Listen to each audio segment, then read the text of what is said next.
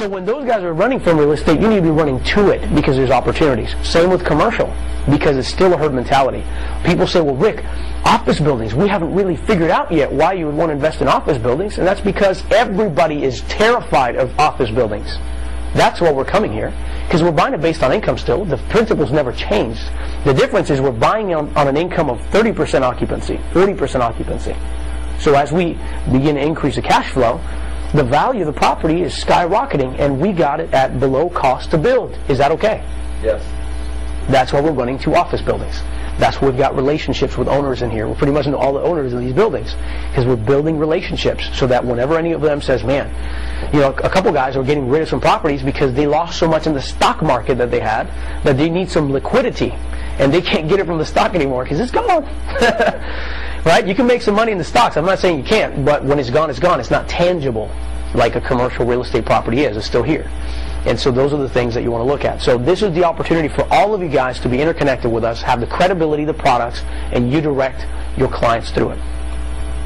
All right. Create your investor's book of business. This is crucial, and this took us a very long time to develop. An investor's book of business is a system by which you communicate with investors and build a long-term relationship. Most guys, when you get the introduction to the person, you try to pitch them, right? What happens after the pitch if they don't bite? It's over. How many of you guys have been to a networking event? Real estate, business, anything, right? What do you typically pick up when you're at an event? Business cards. What do you do with those business cards afterwards? Throw them away? All right, what else? Put them on a nightstand. Right? And you have a big old stack like this. I've been guilty. Luckily, I passed them on to Rochelle, and she helped me out with putting those together. Right? But do you guys agree? But you go to this networking event, right? Because you're going to network. But when you get to the networking event, pick up the cards. You didn't do anything with it. So what was the point? You wasted your time. For that, let's go gamble somewhere and waste the money, right? Think about it. But if this is a business, you're going to network because you want to build your book of business, right? So you want to have a system in place, like what I call to set it and forget it. Because I've learned that's the only way that I succeed. It's when I'm not involved. That's really the key. You've got to fire yourself from different positions. Otherwise, you hold up the system, pretty much.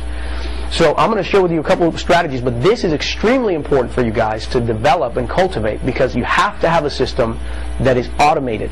You have to have a system that will remind you when and what time to do things, or your staff of when and when to do stuff.